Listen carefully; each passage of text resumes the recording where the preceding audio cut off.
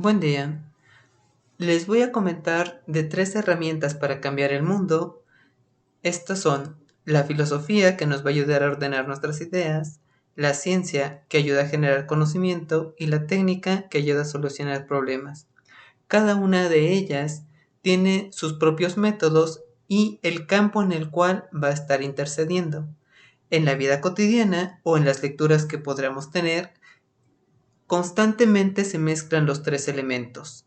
Es relevante el que uno pueda poder distinguir entre estos 3 diferentes mundos para evitar confusiones. Empecemos con la filosofía. Hay 4 elementos que nos van a ser de utilidad para este curso.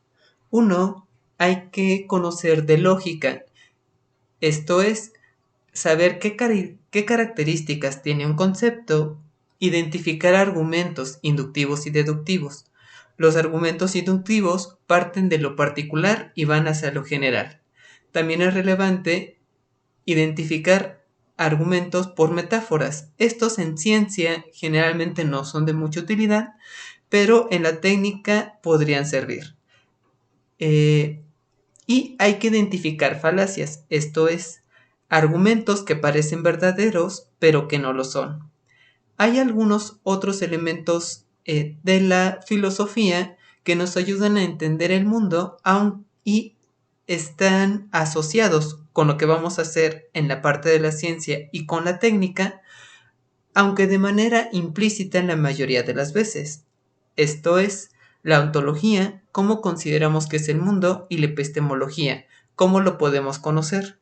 Por ejemplo, en el caso de la ontología, una forma muy general es considerar el mundo como algo objetivo o como algo subjetivo. Como algo objetivo es como algo que está fuera de nosotros, que vamos a estar conociendo por observación.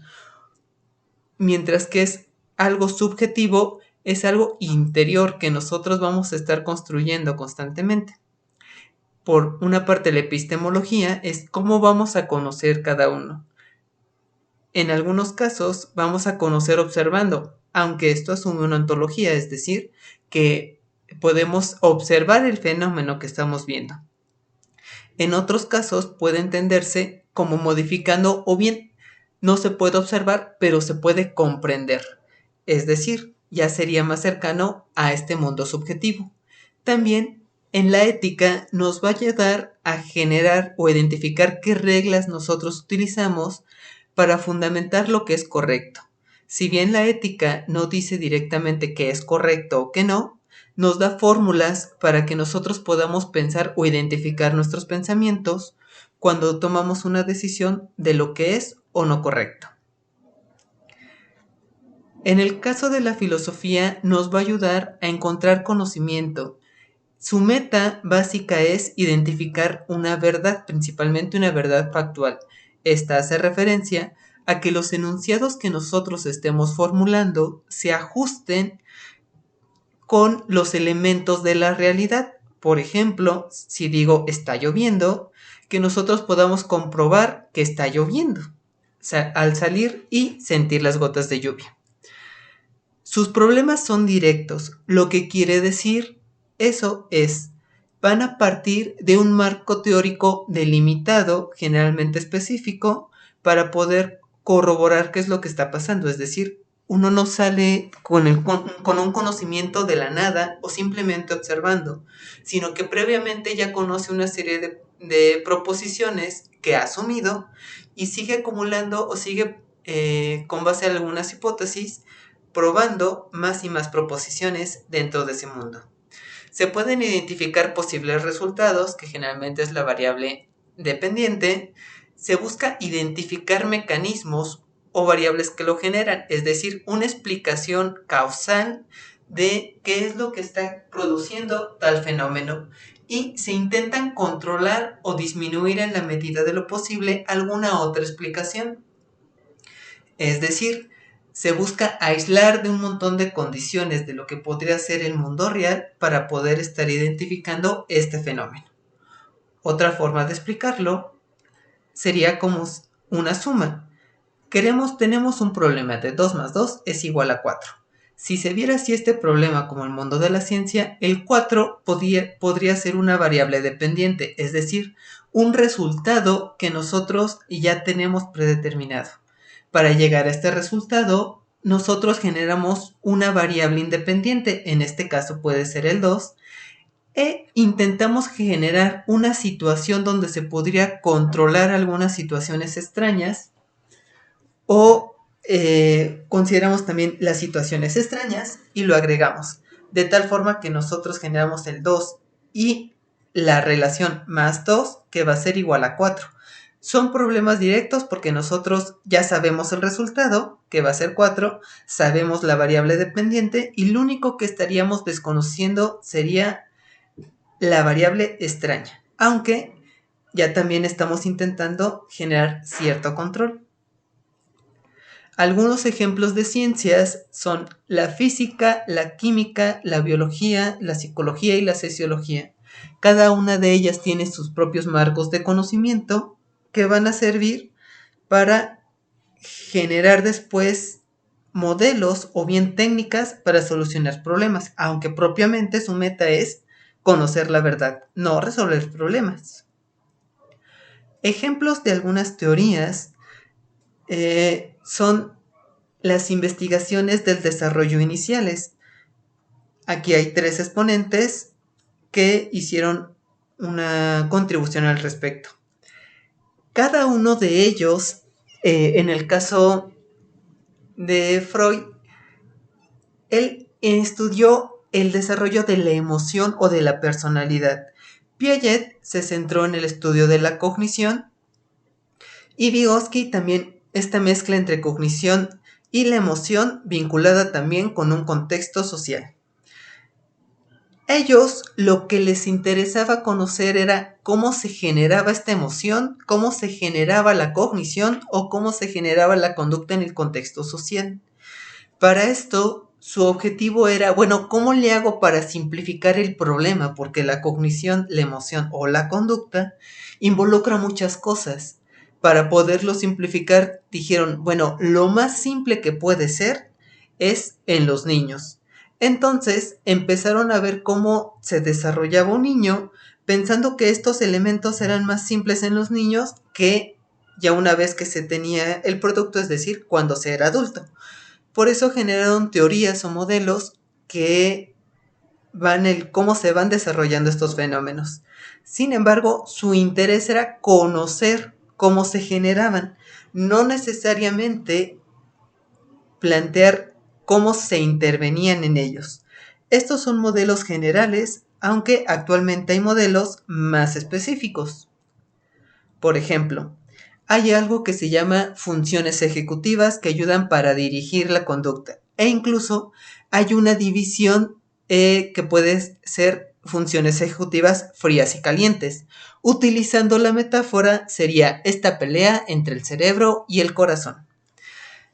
Sin embargo, ya en la parte de las ciencias, parten de un marco teórico más específico. En este caso, las funciones ejecutivas habla de querer conocer, pero el cerebro, cómo está funcionando el cerebro y cómo los cambios en el cerebro nos ayudan también a generar ideas o pensamientos. Entonces, a través de esto se van generando modelos donde se puede observar un cerebro con diferentes zonas. En este caso, las zonas calientes se van asociando con las zonas rojas y las zonas frías con la parte azul. Si bien también tiene como algunos elementos metafóricos, ya son un poco más precisos. Pero no solo eso, sino que va creando un conjunto de conceptos que se van relacionando entre ellos. Por ejemplo, en el caso de las funciones ejecutivas frías, se habla de memoria de trabajo, resolución de problemas, que también controlamos la atención o tenemos la flexibilidad, es decir, elementos más asociados con el pensamiento. Mientras que cuando hablamos de funciones ejecutivas calientes, hace referencia a otro mundo que puede ser cómo regulamos la emoción, cómo regulamos o procesamos también cuando nos están dando premios. Logramos inhibir como ciertos elementos afectivos también que nos estarían generando, de tal manera que cuando se habla de funciones ejecutivas frías, trata principalmente sobre el pensamiento, mientras que cuando se habla de funciones ejecutivas calientes hace referencia a la emoción. Además, de estas formas conceptuales, existen también formas en las cuales esto se va a conocer no solamente en el cerebro, sino también en el comportamiento. Y cada uno tiene diferentes tareas o pruebas que van a ayudar para poderlo identificar. Si ven, en comparación con los otros modelos que se hablan como de cognición general, aquí ya habla de cognición en elementos más particulares que incluso están identificando ciertas zonas específicas en el cerebro. Y todo esto lo que nos va a ayudar es a conocer un poquito más cómo funciona nuestra cognición o el pensamiento, asociado también con elementos emocionales. Ahora, el conocernos no nos va a ayudar a cambiar el mundo. Para cambiar el mundo se ocupan elementos más técnicos, es decir, la técnica va a solucionar problemas concretos. En ese sentido, su meta va a ser la eficiencia. ¿Qué quiere decir esto? Que vamos a identificar una meta, la meta no la va a generar la técnica, es decir, esa la generamos nosotros. Lo que nos va a dar la técnica nos va a decir es, ok, tú quieres llegar aquí, la técnica te va a decir cómo vas a alcanzar eso de manera más sencilla, con menos recursos o con menos tiempo. La cualidad de la técnica es que aquí va a buscar solucionar problemas inversos, es decir, aquí ya hay una meta predefinida. ¿Cómo llegamos a esta meta? No va a ser nada claro. Se van a tener algunos recursos, una meta deseada.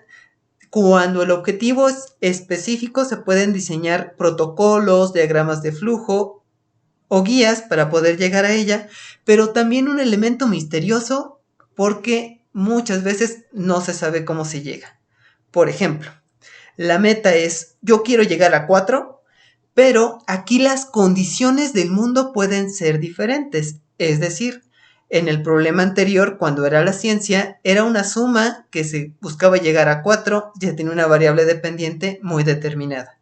En cambio, en la técnica se sabe que la meta es 4, pero las relaciones pueden ser muy diferentes. Pueden ser relaciones entre dos diferentes variables, y estas relaciones, por ejemplo, podrían ser de suma, o podrían ser de resta, o podrían ser de multiplicación. Entonces, el qué es lo que vamos a hacer se diversifica, y uno puede hacer muchas cosas. Lo relevante es que llegue a la meta con menos recursos. Para eso nos ayuda la técnica.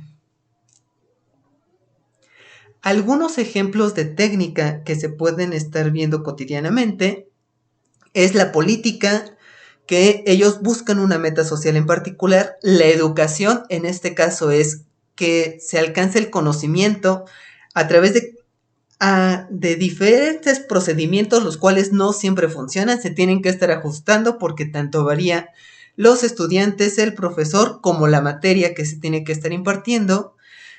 La terapia psicológica, es decir, una cosa es la psicología como ciencia y otra es la psicología como técnica, que ella busca solucionar un problema.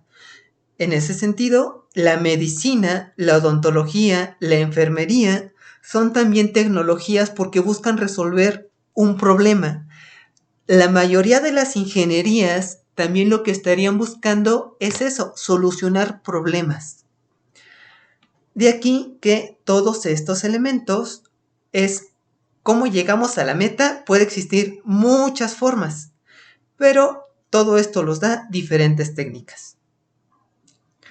Por ejemplo, si bien la investigación se basa en el método científico, se basa solo en el método científico en el sentido de un procedimiento, pero el método científico, en primer lugar, parte de una teoría. Muchos de lo que vimos de la parte, por ejemplo, de medicina o de la terapia psicológica, todavía entraría en técnica a pesar de utilizar o de estar en las revistas científicas y utilizan el método general de la ciencia. En este caso, este es un artículo de metaanálisis sobre los efectos de la intervención de la conciencia fonológica sobre la lectura, escritura y comprensión. Entre el marco teórico propuesto se cree que los problemas de lectura y escritura se deben a que los niños no tienen conciencia de los sonidos, es decir, no pueden identificar claramente los diferentes sonidos cuando escuchan a las personas. Si no los identifican bien, entonces esto va a generar problemas a su vez en el momento en el que quieren leer o escribir. Es como una hipótesis general. Todo esto parte sí de teorías científicas. Ahora, cuando se vuelve técnica, lo comienzan a limitar y van generando una serie de procedimientos. Aquí, por ejemplo, se puede identificar las tareas, lo que es un metaanálisis, juntan diferentes investigaciones y aquí están identificando algunas tareas que utilizan con frecuencia en las investigaciones, donde puede ser desde estar identificando algunos elementos de las palabras o ya saber que los niños pueden hacer una diferenciación de las sílabas o bien juntar las palabras, hacer analogías o identificar el significado de los morfemas, entre otras características. Son tareas muy específicas que ya van colocando en los programas de intervención. Es una cualidad de la técnica, da tareas, pero ya muy específicas para resolver un problema. Y se puede estar también identificando cuantitativamente cuál es el efecto, es decir, uno puede estar identificando si esta tarea es eficiente o no es eficiente. Para esto se puede contabilizar utilizando diferentes elementos. En este caso, algo que nos puede ayudar es el tamaño del efecto que se refiere al grado en el cual o el impacto que tuvo la intervención en las diferentes investigaciones. Si ven, identifica también el proceso de forma particular dividiendo. Hay que evaluar la lectura, la escritura, el vocabulario y la comprensión.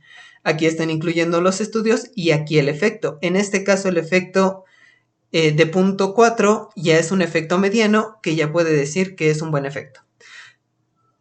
Son algunas características también que nos ayudan ya a saber la eficiencia y esto hay que contabilizarlo y hay que aprender entonces también a identificar cómo se va a contar los diferentes elementos. Ahora, es diferente una técnica como la que presenté ahorita, que puede ser con artículos científicos que también se encuentran más o menos delimitados, a cuando buscamos resolver un problema ya en el lugar en el que nos encontramos, porque entonces aquí habría que adaptar las diferentes circunstancias. Se puede pensar que la meta podría ser como la figura en donde se ve a la maestra y están con todos los niños poniendo atención. En otros casos la situación podría ser con niños que se encuentran durmiendo en la calle por condiciones económicas y puede haber muchas otras situaciones intermedias como podrían ser factores ajenos a lo que uno estaría pensando, como lo que hacen en sus casas y uno diría, bueno, estos niños tienen hiperactividad, pero pueden ser otras condiciones sociales o bien identificar, por ejemplo, estos niños si es que tienen hiperactividad pensando que uno se distrae o tiene mucha energía y otra niña tiene déficit de atención donde si bien no está brincando de un lado al otro, le cuesta trabajo colocar la atención en un elemento. Nosotros vamos a estar interactuando continuamente con una diversidad de cosas. La ciencia nos da el conocimiento, las técnicas nos dan protocolos más o menos estandarizados. Ahora falta cómo se acoplan a las circunstancias que estas van cambiando constantemente. Y si bien las técnicas a través de un conocimiento acumulado por muchas personas nos permite identificar algunos elementos más o menos eficientes, aún así esto no quiere decir que nos va a resolver la vida. Hay que tener cierta creatividad y flexibilidad para adaptar estas herramientas a nuestra situación. Y ahora, queda todavía la pregunta, ¿quién decide cómo usar las herramientas?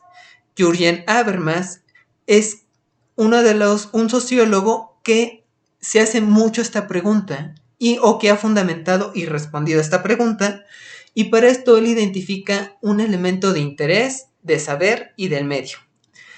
Él identifica un interés técnico y coloca en ese interés técnico un saber instrumental, es decir, lo que se busca aquí es conocer para dar una explicación al mundo directamente.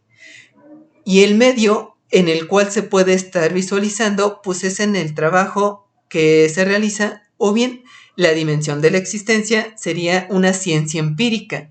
Dentro de la ciencia o de la filosofía, el conocer por conocer sería simplemente un saber técnico.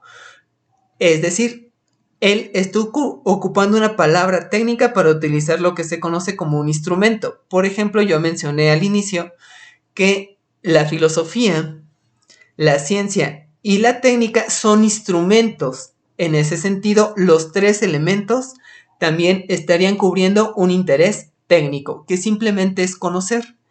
El interés práctico ya habla con respecto o trata sobre una parte de entendimiento.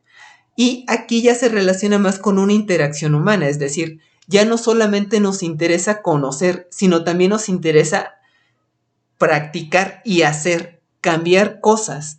Pero este cambiar cosas, en la mayoría de los casos, es en un elemento aislado. Perdón. Este saber práctico no se da en aislado, sino se da en una interacción con otras personas. De ahí que en esta práctica es cómo tu interés va a influir en el otro y cómo tienes que hacer para convencer al otro, porque hay varios intereses ahí. Por eso habla de esta parte de entendimiento, el intentar convencer o relacionar varias ideas. Y habla de un tercer nivel que es el emancipador. Y aquí ya no solamente es entender al otro, sino también convencerlo. Por eso se vincula también con elementos de poder. Y aquí uno parte de decir, a ver, yo estoy conociendo las cosas para llevar a una meta, pero esta meta es solo mi meta o también va a ser tu meta. Y aquí es mirar al otro para identificar cuáles son sus metas y ayudarlo a que las pueda alcanzar. Es emancipador en ese sentido. Hay que conocer las metas del otro para ayudarlo a alcanzarlas y hay que conocer también las metas que uno tiene para poderlas alcanzar. A eso se refiere esta parte de emancipación del conocimiento. Entonces, si bien hay 3 herramientas, cada uno puede utilizarlas con diferente sentido, ya sea simplemente para conocer y llegar a una meta, un saber práctico para intentar entender a otras personas, o bien emancipador para intentar llegar a los deseos que se tiene en conjunto. Muy bien, y esto porque estas 3 herramientas, cada una tiene un diferente campo de acción. Ahora, si bien una nos ayuda a identificar cómo es el mundo, que sería esta parte de la ciencia, la filosofía nos podría ayudar a identificar la forma en la cual nosotros estamos analizando el mundo, cuáles serían los elementos, y la técnica nos ayudaría a cómo modificamos el mundo. Son herramientas, pero falta todavía decidir, ok, pero ¿qué vamos a hacer con ella? Porque ninguno de los 3 elementos nos dice qué es lo deseable o lo que aspiramos, es decir, cuáles son nuestros deseos o hacia dónde vamos a ir. Ni nos dice si va a ser adecuado cambiar las cosas o no. Estas son decisiones personales que no nos lo dice la ciencia, sino son elementos que constantemente tenemos que estar reflexionando. Una última reflexión. Este es el cuadro de Narciso pintado por Caravaggio, en el cual es un dibujo donde se presenta Narciso pensando en los mitos griegos, y Narciso era una persona que se consideraba muy hermosa. Hubo alguien que se enamoró de él, le declaró su amor, pero él la negligió debido a que decía, no, pues yo soy muy hermoso, entonces solo me puedo centrar en mí. De tal forma que su castigo fue el que se viera en el espejo, quedar encantado con su reflejo y ahogarse en un lago. Ese es como el mito general. Ahora, una representación pictórica de lo que se está viendo. Ahí, en este caso, Narciso, se puede ver a un niño que se está reflejando al espejo, pero este niño, si bien se ve con rasgos agradables, en el reflejo ya se ve más oscuro, ya se empieza a ver deformado. Y cuando uno se concentra en sí mismo y deja de ver a los demás, es también cuando se puede empezar a deformar. De ahí una invitación está en cuando uno toma la decisión de qué hacer o hacia dónde va a decidir lo que va a continuar haciendo, no centrarse solo en su reflejo, sino también centrarse en lo que hay alrededor, tanto en las personas como en el mundo. Es decir, no solo considerar su saber, este elemento instrumental, sino empezar a considerar la práctica, es decir, qué hay alrededor, cuáles son las reglas que hay alrededor y poco a poco uno puede incluir incluso la emancipación, es decir, los deseos que tienen los otros y cómo cada uno puede ayudar a alcanzar esas metas.